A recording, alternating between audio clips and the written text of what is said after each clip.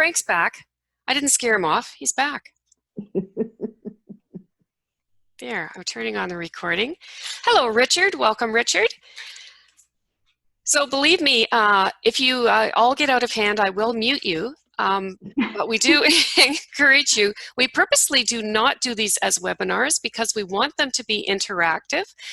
Welcome, my name's Rebecca Jones with Dysart & Jones. Jane Dysart will introduce herself in a minute. I get to do I'm the anal one, so I get to do the logistical stuff at the beginning, which is that this is being recorded. Our Nexter chats are both set up as podcasts that you can download and listen to, and there are also, the videos are on a YouTube channel as well. So I will send that out to you because I'm assuming that most of you registered. That's how you got in here. Welcome, Andre.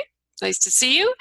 And the only really housekeeping is that Phaedra will be talking, and so I will mute if I hear some extraneous noise.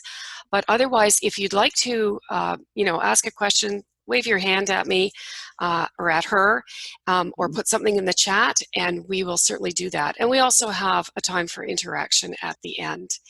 And I would also like, just to get started here, if people would just put in the chat where you are today and how you are. So we know that Phaedra's in North Carolina. I'm in Thornhill, north of Toronto, and Jane is right in the heart of Toronto. And do we have any other Canadians here? Oh, there we go. Okay, so just put it in the chat. Let us know where you're from. Excellent, excellent. Frank, you're back. Thank you, Frank, for coming back. I welcomed you, and then you signed off, so I thought I'd scared you away.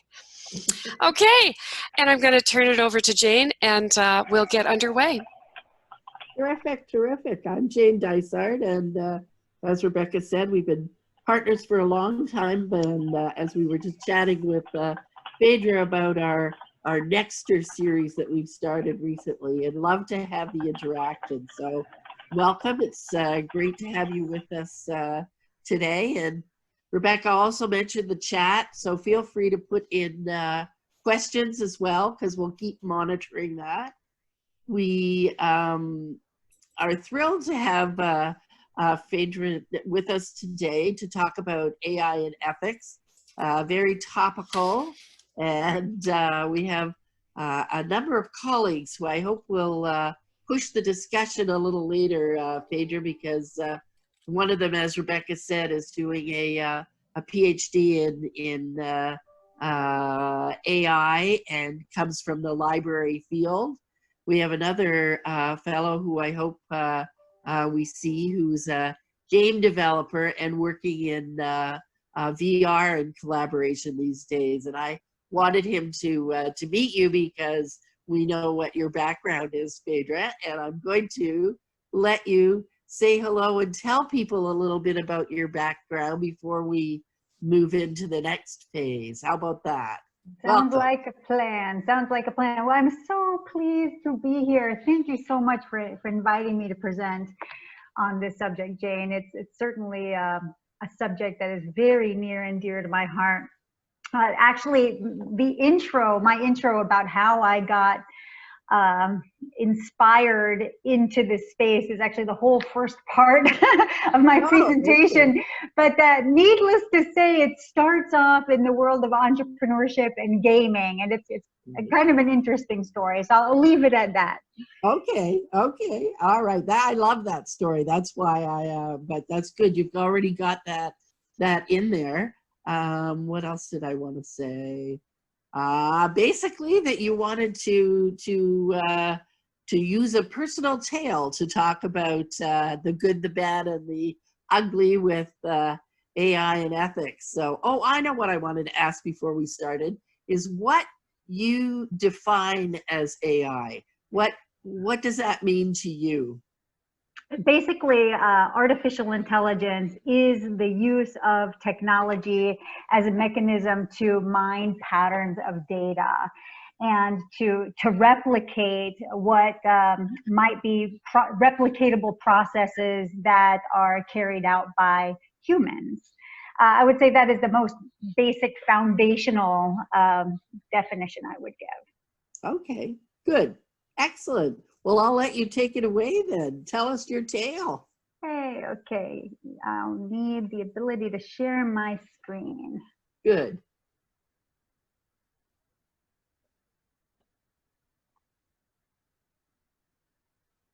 Thank you. Okay. Can you guys see this okay? It's coming. Getting there. There we are. Okay. If it ever pauses as I keep rambling on and on, do stop me, because that has happened before while I've been pitching. So firstly, let me start off by saying that this talk is not meant to scare you. It is really meant, more than anything else, to interest you, to inspire you, and to galvanize you to also become an ambassador for this field, for this area. Because I would love nothing more than to see any one of you get up and present about what you see in this, this very important field of responsible AI. And also know that what I'm going to be describing to you today is absolutely fixable. It's not something that we should run away from in fear. Okay, so it's imperative that we approach this with confidence and as open as we possibly can be. So I'll start off by talking about ways in which artificial intelligence is being used right now, this very moment, with respect to doing things for society, in particular with respect to combating COVID, right? So as some examples, there is a high performance computing consortium, and AI is being used to do all kinds of things with respect to combating COVID, including things like mining research papers in order to find different kinds of patterns, being able to create incidence maps to be able to see how the disease is spreading, creating smarter virtual assistants that can answer questions about how do you prevent the spread of disease. Additionally, also in the spectrum of AI for good, you'll see similar sorts of patterns with respect to how AI is being used, right? Being able to mine patterns of data, to check, to give more information with respect to how disease might be treated or how they might be spread, being able to create natural language processing algorithms, better personalized models, predictive models for disadvantaged populations. Now, how I got into this space is that my background was as an entrepreneur well before joining IBM. I had been an entrepreneur for about 15 years. And one of the companies that I created was a company called womengamers.com. And my sister and I started it, and we were totally geeked out about technology. We decided to start the first scholarship for women to pursue degrees in game design and development. We did a lot of consulting to game studios and publishers who wanted to target women. And then I ended up joining IBM because I recognized that games, when well designed, could actually be incredibly adept at explaining complex systems. And it was at about this time which I also got very inspired by artificial intelligence. In particular, this idea of the integration, of the intersection between AI and play, right? As a mechanism to drive engagement, as I mentioned, to solve complex problems, to be able to even change behaviors of people. And so, you know, I took upon it myself to do a lot of volunteer work in this space, you know, creating or co-creating games like Medical Minecraft for kids in disadvantaged high schools, disadvantaged communities, creating smarter toys where you use AI to be able to create totally different kinds of gameplay. And it was about this time in 2018 where something happened that filled me with such a horror, such dismay, that it really gave me a full pause with respect to my thoughts about artificial intelligence. Because again, the way I was using it was, you know, the more I learn about a person or learn about an environment, the more I can curate an experience that can either drive engagement or manipulate changes in behavior.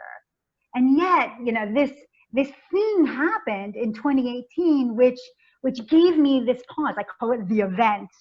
And the event is Cambridge Analytica. And then if you're unfamiliar with Cambridge Analytica and what happened in 2018, this is actually part of your next or homework assignment, right? You have to go home, or I suppose most of you are at home, and really study this space. So, you know, this was a group that used artificial intelligence really for malintent, to manipulate people's behavior. And it horrified me so much that I was like, that's it, you know, I want to learn everything and anything I can about this space and how to mitigate the risks and really be able to ensure that something like this would be a lot harder to happen again, or to be able to prevent it from happening again. So that's why I've titled this talk as The Good, the Bad, and the Ugly, right? I gave you some very brief examples of the good. I just gave you an example of the bad, where there's, you know, true blue malintent.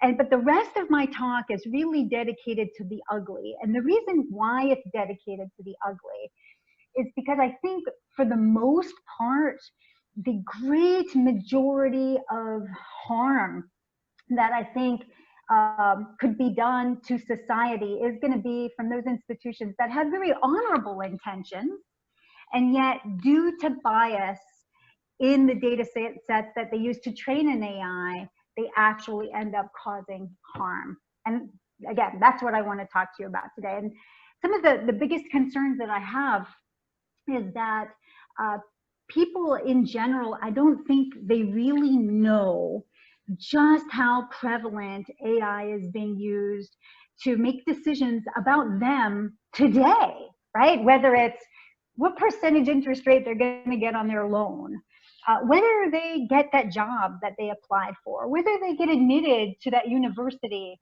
what kind of sentencing do they get if they're found in a courtroom. And my big worry, you know, apart from they may not know that the decision is being made about them. Let's say they do find out that it's an AI. Their initial thought might be that, oh, if the decision is being made by an AI, it's morally or ethically squeaky clean. And it's not something I have to worry about with respect to it being biased or racist, because it wasn't a human who made the decision, it was a machine. So I don't need to worry about it. And the truth is something quite different, right? The bias that is inherently in humans is actually going to be incorporated into the data set that is being used to train the AI.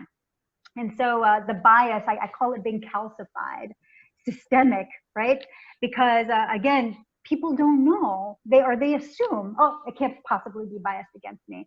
So I'm going to give you a few examples, again, from the United States that certainly has inspired me from across different kinds of industries. The first is precision medicine. So there's a lot of excitement about precision medicine today. You know, the idea that I can use an AI to be able to mine information about a patient and curate highly personalized, highly customized regimens specifically for them, right? There's something that's truly enticing about that. The challenge, though, is that within the United States, as an example, that African Americans get prescribed fewer pain meds than white Americans today, and simply because of racism, right? And if that kind of data set, as an example, is being used to train an AI for precision medicine, that same bias gets calcified in the decisions being made by the AI. I'll give you a second example, right? This was an app that was being used in the judicial system to be able to help inform U.S. judges as to what the percentage, what was the recidivism score of the prisoner within their courtroom, right? So I would put in the serial number for a prisoner that I'm seeing in my courtroom to determine if they need to go back to jail or not. Or what's the chances that they're going to, if they're released, what are the chances that they're going to be committing another crime, right?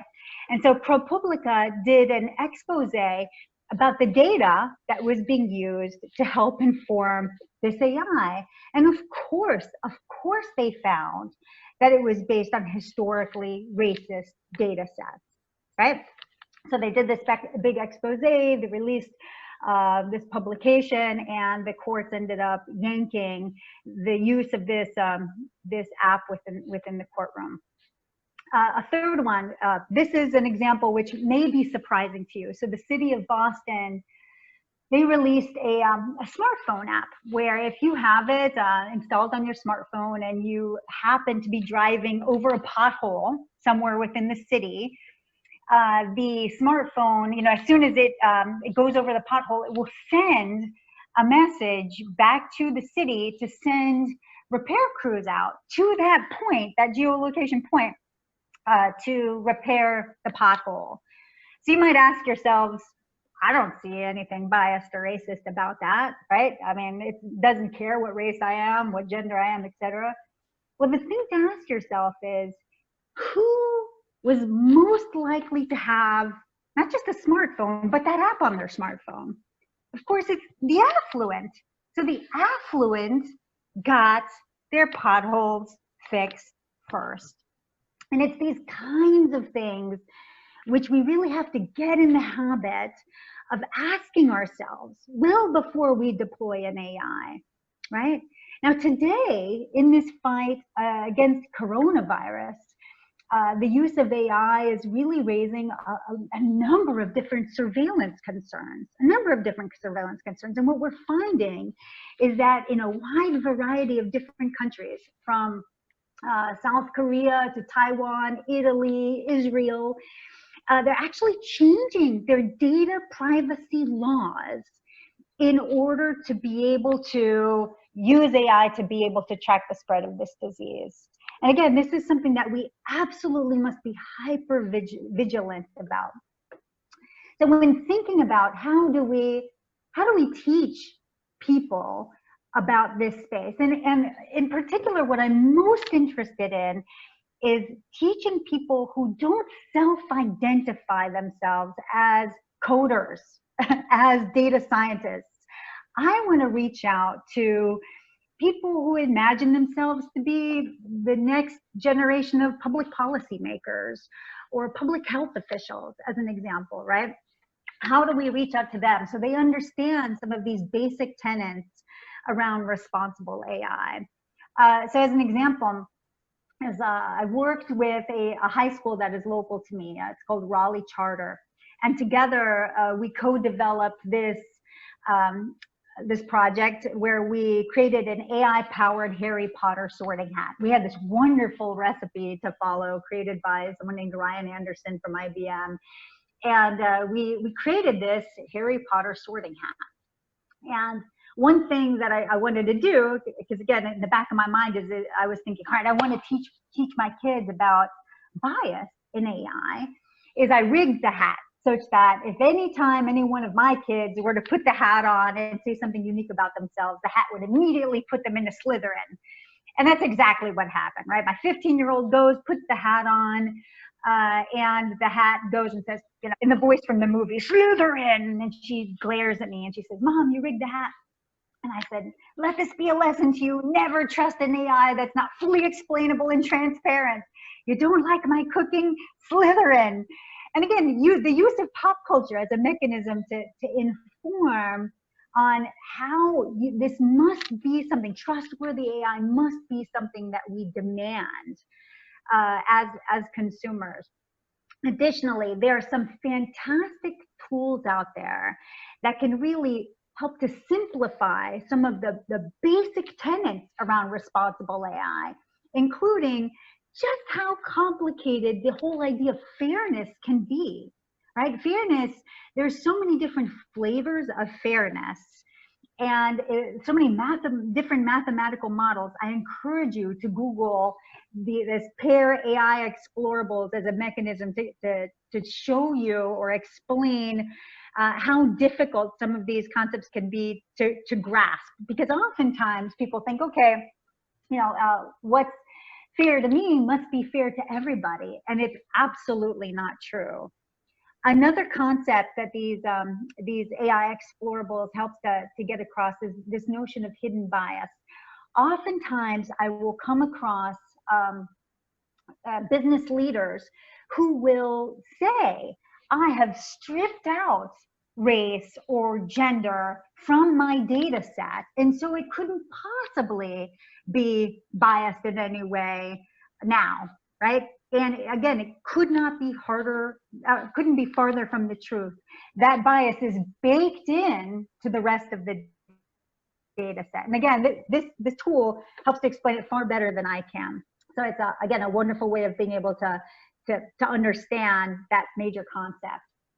The reason why it is imperative that we take the time to understand this, and I cannot overstate this enough, is that AI is absolutely being used to manipulate how we perceive the world. It's plain and simple as that. It is that important, right? A great example is YouTube, right? Asking yourself, what does your AI optimize for? Is it clickbait? Is it, if I serve up something salacious that may be completely false, or send you all kinds of fake news, or manipulate in some way, but you want to keep clicking through, is that ethical to do? Is that an ethical practice? These are the kinds of things that I think we must be hyper aware of. There was a study that IBM just released. I would say it's been about a month ago now. Institute for Business Values. We interviewed over 1,000 executives. Now, the data from this comes from late 2018. So mind you, this is well before COVID, but I think highly interesting factoid, certainly, that I wanted to make sure that I shared with you, because I think it shows how deep of a disconnect we have. Again, this is representing over 1,000 executives, over 20 countries, and across different industries, right? And again, we wanted to be able to gauge, like, what are these executives from these different companies across countries, across industries, what are their thoughts with respect to ethics in AI, right? So firstly, and again, this was before COVID, right? There was this recognition that within the next 3 years, over 120 million workers are going to need to be either retrained or reskilled. But when asked, the executives said that shared prosperity and impact on jobs was the least important ethical consideration related to AI. So I thought that was something I definitely wanted to raise up to you. Additionally, that over 62% of the chief human resource officers believed that they had minimum obligation or no obligation to offer any kind of retraining. This one was really poignant to me, right? This idea that barely half said this was that AI and ethics was a CEO level issue, but well over half of those executives said, I know who should lead my ethics boards. It should be the CTO or the CIO of my organization. And only 15% said that it should be a non-technical role leading the AI and ethics boards. Again, the words fox watching over the hen house is what certainly resonated with me.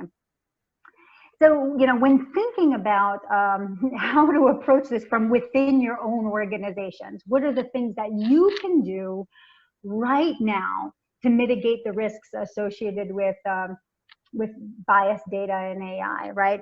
There are 3 major points I want you to walk away from, or 3 major pillars, right? The first is culture, right? How do you internalize responsible AI culture within your organizations?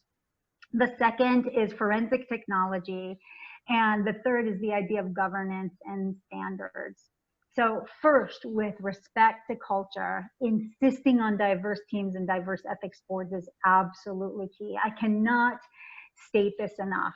So that when you're deploying your AI, you can continually get feedback from a variety of different groups, so that you're consistently tweaking over time what the effects are for various stakeholders.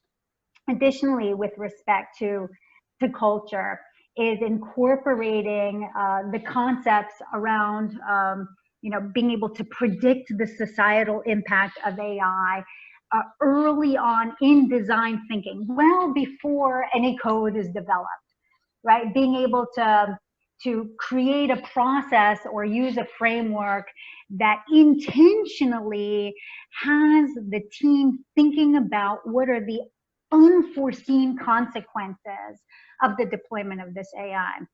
And so these two links, I highly recommend you jot down, take a look at ibm.biz/everydayethics and designethically.com. They're fantastic tools. They use, Everyday Ethics uses the example of development teams creating a virtual assistant for hotel rooms, right? And it says, here's the steps we would recommend a team of this nature take in order to mitigate any risks of bias.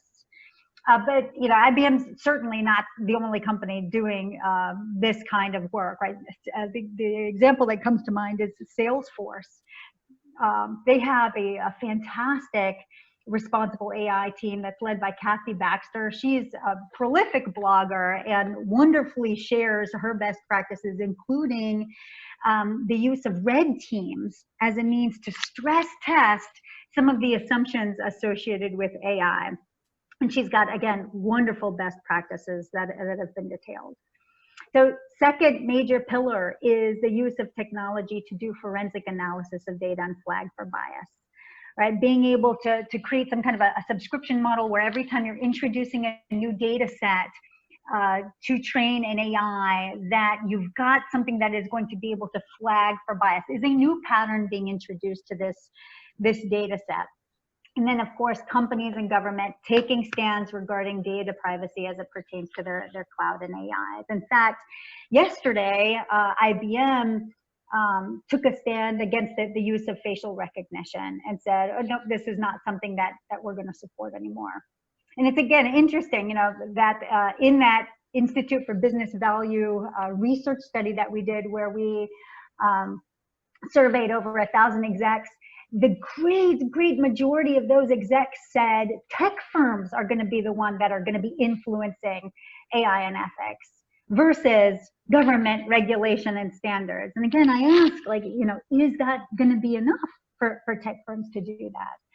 So really the corporate playbook I want you to walk away with respect to what you can do is that, first of all, the building of these diverse ethics boards, that they're fully aware of it, the CEO and C-level team, they're fully engaged, they're supporting it, it's a diverse team, there's a process, and it has teeth, right? There is oversight, there is a governance structure to ensure that any AI that is deployed by that group passes certain standards. Additionally, that the CHROs will assess AI impact on the skills and workforce and take ownership for outcomes, meaning investing in reskilling and retraining of people whose jobs are affected by AI, right? And embedding the ethical governance and trading in all AI initiatives, this should be part of the corporate culture and ensure that it's part of the institutional values. I mentioned this earlier, the ethics boards, make sure it's not being led by our CTO and CIO, but the World Economic Forum, they created a fantastic toolkit, which basically outlines, here's how you would set up an ethics board within your organization. I highly recommend it. Do check it out. Also, outside of the organization, what are things that can be done? Firstly, it is my belief that this is something, as I mentioned earlier, we must be teaching to people earlier, including high school, right? And very, very critically and very, very importantly, that some of these concepts are not directed solely to people who self-identify as computer scientists.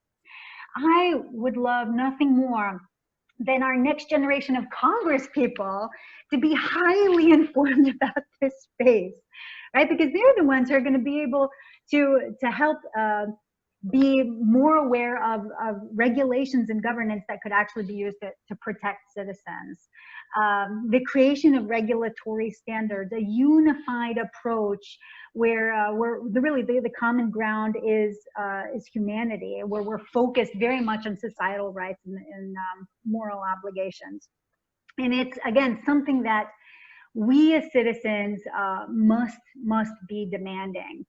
And again, you know, what I also want to impart is, if you think about some of our greatest aspirations as people, whether it is, you know, to cure pandemics faster or travel to other worlds, right? In order to do this, we're going to need the help of artificial intelligence as a mechanism to do this. And so again, this isn't something that we can or should run away from, but something that we really need to tackle with vigor. Okay, so I know I've said a lot, and I wanted to pause here and see if there might be any questions for me. Rebecca, have you been having a look there? Oh, yes. There's lots in here. People are, excuse me, posting various links, and people just joined us. And Bob says, "This is amazing."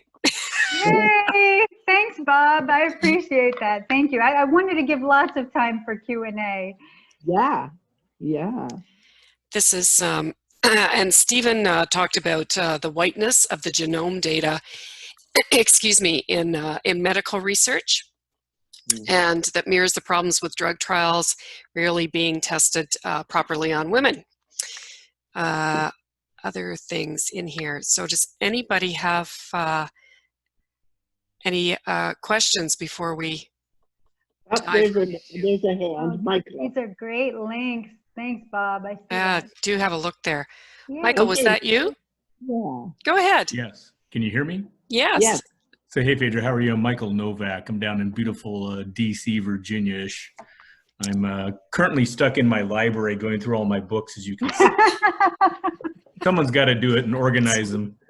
But the question I wanted to ask you about, I had posted it in the chat as well, is in the last several years, but specifically in the last year, I've been focused on the concept of voice AI, separate from just AI. And I have lots of argument discussions with IEEE and various regulatory bodies and three-lettered companies about, well, isn't voice just AI? That's all it is, right? It's the AI that does the hard work. I always come back and say, no, it's more like a car. Is it just the carburetor or just the wheels? No. And the reason why voice is so important is it's the only channel that conveys data and intent. If I say 12, 12 is 12. It's not 400, it's not 1, it's not 7. It's always 12, period. But if I tell you YES, do I mean yes? Do I mean yes? Do I mean yes? What do I mean? What's my intent? So voice AI to me, coming to ethics, is huge, because these days more and more people are using devices from telephones, smartphones, even cheap phones, IVRs, interactive voice response systems for people who don't have smartphones. The tone of voice they use conveys more information than just the data. And therefore, from an ethical perspective, needs to be addressed, or we need to get in front of this in terms of how should we treat voice AI? Is it merely just AI and it's just data and that's all? Because I know children now are asking their devices, you know, hi Alexa, how are you? Well, what if hypothetically Alexa or Google, pick your toy, says, so Phaedra, I'm kind of cold. Can you just buy me a new cover? Because I need a new cover. Would you do it? And then we get into things like healthcare. And what if it's not a black and white question, like, should I buy a new stock in some business, but rather, I don't know, I'm feeling good, I guess, but, you know, should I do something? You and I might pick up that, you know what, maybe he's at risk for depression or some other physical malady. Where's the ethics on who decides how that's picked up, how it's treated? Should there be regulations surrounding voice AI? You know, I think another concept, I'm really glad you brought up voice AI, is that it can Contact me later. I'll talk more about it, but I wanted to bring it up here today. This is great. It can also be used very much like a thumbprint, a fingerprint, right? Just like facial recognition. Yeah, so that was the one yes, and that was the point you know, again, I don't want to take up everyone's time, but yeah, so the answer is yeah, it's also a biometric. Yeah. And so people are using it currently as just that, again, just a biometric. I know that's you. However, it gets more complex because there's things like digital identifiers, which I'm assuming you're aware of, coming out, where voice again can identify me as a biological human. There are also companies, again, with COVID that are using voice to analyze your voice and take sound samples, not to know that it's you, but to analyze it and say, you know, compared to my big data model, hey, you have 15 of the 20 markers that indicate you may have COVID and be asymptomatic. So we need to have that data so we can better diagnose people that come after you. I think as soon as we see Facebook quizzes that say the following sentence using different emotions, that's when we need to run in the other direction and say, yeah, of course, there's a problem here. Yeah. Yes. Yeah, no, I'd love to follow up with you on this because, again, I've been working in this for 5 or 6 years, and it's interesting because I take COVID very seriously, but it's the first time that I see both the digital identity, blockchain flavored stuff come together with voice AI. And it's a chance to make a positive change for the better because, you know, certainly I can use it for identification as one of the multi-factor authentication features. I wouldn't use just voice, I'd use voice and something else, but I can use it for diagnosis of diseases, both cognitive as well as physical diseases. You sound like you have at risk for a cardiac event. There's companies doing this now. Yeah, yeah. But then we get into the ethical side and the legal side of, what do I do if I think you're at a 90% chance of having COVID and I send you to a doctor to have a test? Well, I did it based on your voice. Who's responsible? Or I've changed your insurance coverage based on how I determined Absolutely. your voice. Yeah. Absolutely. And that's where you get into some of those trickier questions of not just black and white, but it's that texture of voice. How did it sound to you? Did it sound like I was happy? Someone else might think, no, he sounds like he's depressed and he's being ironic. Right. Yeah. Or did you sound threatening? Yes, I can absolutely. see where that is. Yeah. Anybody who has kids knows this, right? Are you being a smart aleck again? No, Dad, I really did it. But now you move it into the business world and it has a lot of implications in healthcare, in industry, in the legal field. Pick an industry. Right. We talk as humans, and I could go on for a while because again, I've worked and talked at conferences about this where even people who have hearing difficulties, whether they're older or are born without being able to hear, there are companies that have built devices that are haptic. They provide touches to the skin that translate the sound. So even if I can't hear naturally, I feel the touches and translate, I can hear you. But again, it comes back to the ethics of how do we translate that into socially acceptable rules of ethical constraints based on, are you in the US or are you in India or are you in Japan? What is socially acceptable? Which gets into ethics. Right. So what's your answer? Quick. Hold on. I have a broader question. So Phaedra, did you want to address that before I go to a broader question, which sort of raises that up? Did you want to say anything else? Go ahead. No, I was just going to say we definitely need to connect on this subject. If we're not connected already on LinkedIn, I think this is something we should potentially co-blog about. I think that would be fun. There you go. Because Sharetta, did I pronounce that properly? Yes, did I? Okay. Sharetta says, since humans do the training and the coding, is it possible to avoid bias? Who will be the super cop to oversee this? Yeah, it's an excellent point, Sharetta. And that is why, this idea of the three pillars, just being hyper aware that we all have bias. That's why, the culture aspect, to insist on the diverse teams and also the boards and oversight, the idea of having a red team go and poke holes in assumptions. I mean, having that culture of being hyper vigilant with respect to bias, I think is one. The standards and governance, so that there's teeth that says we're not releasing anything that hasn't gone through proper review, and then of course doing this forensic analysis using the tech. But it's such a common problem, and it's such early days too, that it feels very much like the Wild West, because there is very little regulation or governance or teeth that says, oh, you came up with an AI that sends more African Americans back to jail. Like, what were the repercussions for that company? Yes, it ended up in the press, right? Thank goodness.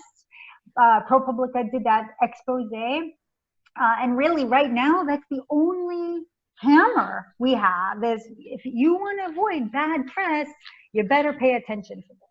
Yeah. But it seems like also, Phaedra, and thank you for that response. And, there's a lot of, sometimes we call, well, maybe it is AI, but, data and AI is extremely important these days in almost all aspects of our jobs, in our lives. So therefore, even in the most simplest things that are going on, there is some level of bias as people are looking at their data and doing predictive models and things like that. And I think almost every aspect of the jobs. I mean, you pointed out with hiring, you pointed out with education, you pointed out with credit, and it just made me go, wow, yeah. And I think it's used in almost every aspect. And I think we're all just very naive. It's true. That is happening. Well, I mean, what if there was, for example, regulation that said, if you're using an AI that's making decisions about people, you've got to tell them. Tell them this decision is being made by an AI, number one. Number two, having labels that say, if you want to audit how this decision was being made about you. Like, these are the kinds of things where I'm hoping we're getting towards, walking more and more towards that. Yeah, but that's externally facing, right? But what happens with the internally facing things, like, what a company uses for internal purposes, and until they're same. I mean, don't you think we as employees should demand the same? Like, if a decision is being made about me as an employee, I should know, and I should be able to audit it. I should be able to say, explain to me why this decision was being made about me. Sure. Yeah. But here's the thing: if we don't know enough to demand these things, right, because you're talking about big corporations, and there are so many small companies flying under the radar that, right? I was going to say, it's not just big companies. It's, the little guys too are saying, I've come up with the best solution to help you recruit, your next generation employee. And it uses AI, and I've stripped out race. There couldn't possibly be bias. But give me the historical data that's worked for you in the past, and that's how I'm going to inform my AI. Right. And historically, they hired one specific kind of person. Like it, Right. I think it's just a lack of education, a lack of awareness. That's why I'm really pushing for get this in front of high schools. Get this in front of, and again, people who are not self-categorizing as coders, they must know this. You want to be in government? You want to be a congressman? You want to be a mayor? You've got to take a course in AI and ethics. Well, it reminds me back in college, I was in the School of Management and we had business ethics was in our senior year. And, you know, and when I took that course, I was like, wow, it was a great course. And it was done at the end in your senior year, but it's almost one of those courses that needs to be built into everything, and you need a full curriculum on it, more than just once, because it's such an important aspect of making people more consciously aware and hopefully building a culture that says that we can do better and we need to be conscious of these things. And so, yeah, and I do agree with you that it has to be, it touches everybody's lives because it's the bankers in the credit department and, you know, healthcare workers. It affects everybody when you come to these biases and systems that they could be using. Right. So it should be almost a core course like English. Sorry, Phaedra, you mentioned, you know, about the governance and the ethical boards, and you mentioned Salesforce, for example, who has sounds like a fairly developed program, but how many others are sort of moving in that direction? You mentioned the World Economic Forum guidelines and so on, but is it like a small percentage? You said early days, so I'm assuming it's probably a small percentage that are looking at this.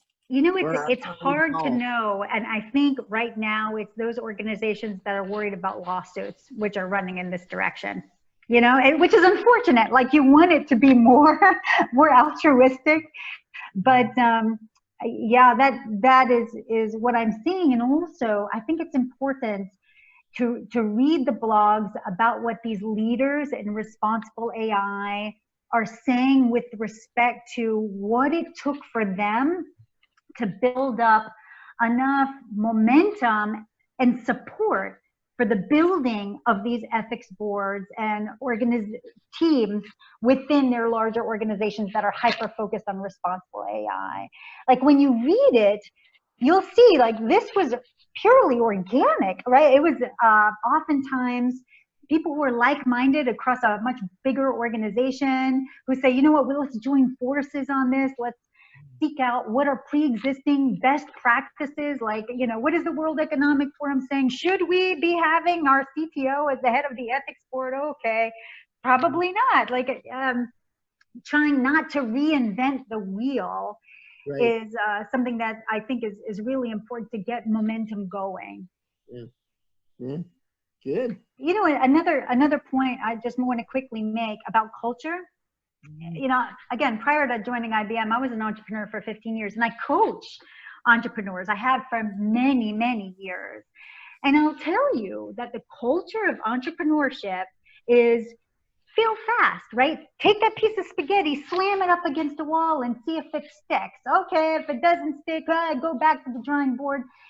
What we're talking about here is to not do that, to instead be more thoughtful with respect to what are the unintended consequences, the potential ill effects that may happen to society given certain investments. And so incorporating that tweak in thinking, I think is going to be challenging. I mean, I don't think that this is something that's going to be particularly easy to do, but it's something we must start weaving into how we educate people, how we educate our next generation of leaders and our current generation of leaders. Right. That's interesting because you worked with elementary and high school students. You talked about the problem solving example in Texas that you did a number of years ago. So in terms of, getting it into that flow in the education system, what would you see? Oh, thank you for asking this question. So the first is through the teachers. Like there's wonderful programs that are training teachers across discipline on the subject of artificial intelligence, which I think is awesome. I don't want it to be just the comp sci teacher. I want it to be the language arts teacher. I want it to be the math teacher. I want it to be the poli-sci teacher, so that they understand that it's irrespective of discipline. This is something that regardless of what discipline you're in, regardless of what industry you go to, this is a subject that is hyper relevant for you. Hyper relevant. So one is, going through the teachers also is there's curriculum that has already been created and deployed, pushing those out to libraries and community centers, getting people credit for learning within libraries or community centers or via online, so that they can have a micro-credential, which I know, Jane, I've talked about in other conferences of yours. Yeah. But these are things that I think are really imperative. And again, a lot of it is marketing, right? I worry very much about people feeling like they're self-identifying as coders, and so they think, oh, this is just for me, and anybody else, it's Right. of no interest to them. And I think we need to change the way we talk about this space. Right.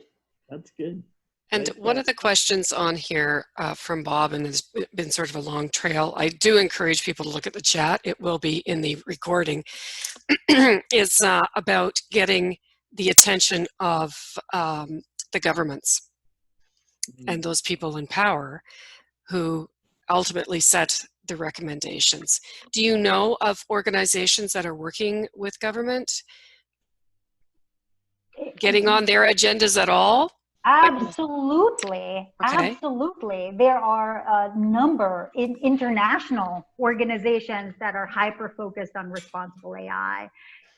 Within the Netherlands, the UK, groups within the United States. I mean, there are many that are hyper-focused on let's create governance and regulation around this space. Education initiatives, a partnership in AI is another one. There have been, I want to say it's been over 30 different bills introduced into Congress in the last couple of years specific. This is within the United States, specific to responsible AI. Unfortunately, nothing has passed, right? But I think one of the big challenges we have is to ensure that our lawmakers understand the space. And if you had the opportunity to watch the congressional hearing where the CEO of Facebook, Zuckerberg, went in front of Congress to testify and just witnessed the kinds of questions that the lawmakers were asking him, you realize immediately how little they understand about the space. Right. And it's just a shame. Right. We used to have an Office of Technology Assessment that was full of technologists that would do a civic tour of duty and would inform Congress about investments in tech. And what happened was that when Ronald Reagan was president, and there was this big push towards investing in Star Wars. I don't know if you remember the satellite defense system. The Office of Technology Assessment said, this is a really bad investment. Do not invest in this. And members of Congress didn't like that answer and defunded them. And that's the kind of thing, like, we have to be better. We have to be better about how we inform legislators and how we're protecting people. Right. Right, absolutely. So thank you to David and Michael, who have been putting some of the names of the organizations, because of course Bob came back and said, can you name any of these groups? I don't blame you, Bob. I thought the same thing. And so thank you to those of you that have been putting them in, and Chad Marin did as well. And Open Voice Network, oh right, which of course has come from Michael. Thank you very much. Thank you. We have just a few minutes left. Do we have specific questions? Welcome, Merv. I see you there. any questions or I comments? have a Irv, question. go ahead. So, hi, Phaedra. I have a question about the beauty AIs that are very coming out these days. I have come across with a few that are claiming to order you according to you submit a few of your pictures, and they order you with AI about your beauty. But beauty standards is a problem for generations because there is one type of beauty and others are just ignored.